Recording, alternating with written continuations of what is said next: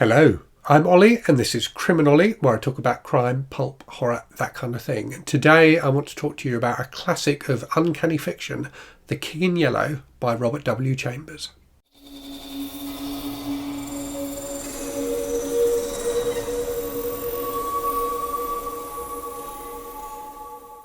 So this is one of the books I read for my Disturbing Books project, where I'm reading books that have been recommended in the comments by viewers as being books they found to be particularly disturbing. And this is one that came up again and again. And it's a book, I have to say, I hadn't heard of before I started doing BookTube. But I've heard a few people, I had heard a few people mention it before I started this Disturbing Books project. And as I say, it kept on coming up in the comments as a disturbing book. And it's a very peculiar book indeed. So it was originally published in 1895, and it's a collection of 10 short stories. But it's the first 4 that are considered to be truly like the King in Yellow stories. So those first 4 stories are kind of bound together, if you like, by certain themes. Robert Chambers, I think from what I can gather, mostly wrote like romantic fiction. And these 4 stories are quite different from a lot of the stuff that he wrote.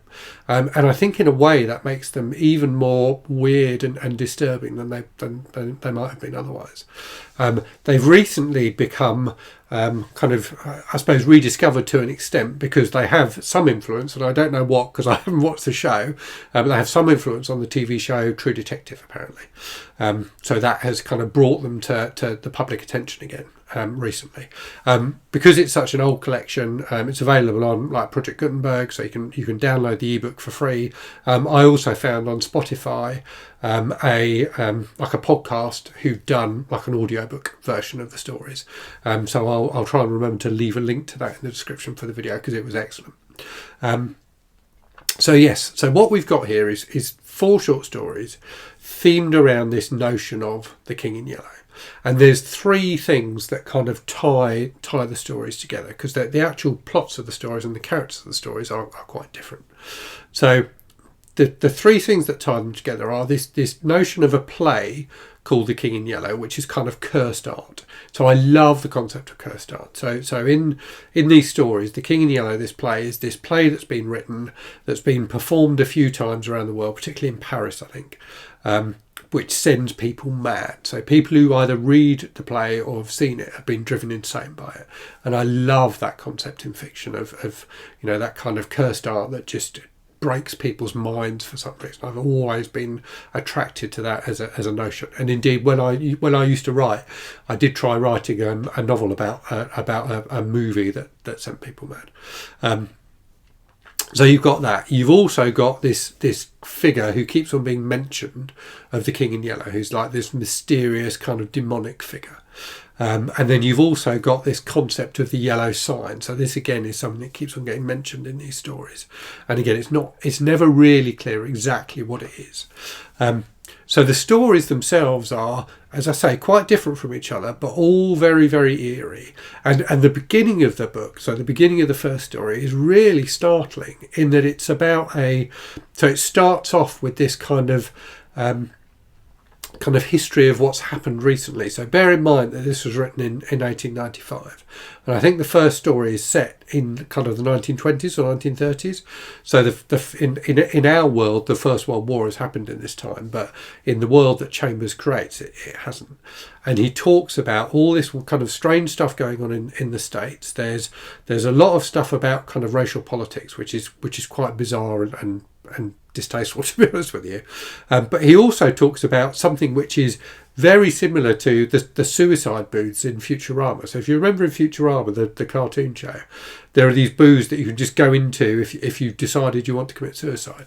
And in this first story, you have this notion of something very similar, where basically that the powers that be have decided that there are some people in the world who are just that they are too mentally distraught to continue, and they should be afforded an easy way to end their lives. So these chambers have been set up on the streets that people can go into to commit suicide. So you've got all this kind of geopolitical stuff and kind of social stuff whirling around in the first few pages of this book to a quite overwhelming degree. There's so much to take in, and then you would get the actual story kick in, which is about this weird suit of armour and someone trying to gather the final pieces of it. So all of these stories, and I won't go into too much detail about them because they need to be experienced, but all of them have a wonderful kind of eerie mysteriousness to them. But I think what makes this collection, or these 4 stories, so powerful, and I think it's why they've lasted for so long and are still read today, is this: you get this feeling that there was just all this stuff that Robert Chambers just felt like he needed to get out. And I think the fact that he is that his other work was so different in tone just makes that feeling, certainly for me, makes me feel that all the more, that there was some stuff just like plaguing him that he needed to get down on paper. And it almost feels like these stories were kind of written in a fever dream, in that there's so much weird detail woven into them, and just these recurrent motifs coming back and back again, that it feels like he just couldn't, almost like he couldn't stop writing about this stuff. In some ways, the stories reminded me of H.P. Lovecraft, who was obviously, a writer of weird fiction at a similar kind of time. And, similarly with Lovecraft's fiction, you get the sense that all the kind of Cthulhu mythos that he came up with, and all this weirdness that swirls around in his stories, was kind of so engrossing to him that he couldn't stop writing about it. And it almost feels like, in both Lovecraft's work and in The King in Yellow, that there's such a weird depth to these stories, and such an uncanniness to these stories, and so many layers to them, that you almost feel like that in some way the authors experience them. They almost feel too bizarrely imaginative for someone to have just created them. Yeah, for a writer just to have magicked them out of thin air. So it really does feel like, and I'm not suggesting that this is the case, but what I'm saying is that reading these stories and reading Lovecraft, the feeling I get is that there was something in their mind, that they'd almost like witnessed something so bizarre and so uncanny that the only way they could get over it was to get it down on paper.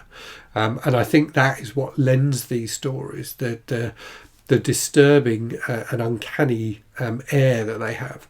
Now, what I would say is, whilst these stories, I would definitely classify these stories as weird and uncanny and creepy, I wouldn't necessarily call them disturbing, or at least they're not what I mean when I talk about disturbing fiction. But they are deeply, deeply weird, and definitely worth reading. And as I say, you only need to read the first 4 stories in the collection, so it's only, I think it's less than 100 pages in total, but definitely worth reading if you like horror fiction and weird fiction. Very, very effective, very chilling, and like I say, I'm left with a bit of a shiver down my spine that there was something more going on in Chambers' mind when he wrote this book. Okay, time for a random book from the shelves. So today, a book by another writer who I think manages to capture that same sense that there's almost too much weirdness going on in their work for it to be purely something that comes from their imagination. And that book is Shiver by Junji Ito, so his collection of short stories, which I think is a fantastic work. Deeply, deeply weird, wonderful illustrations as well as great concepts in the stories. And definitely worth reading if you like horror, even if you're not a manga or comic fan.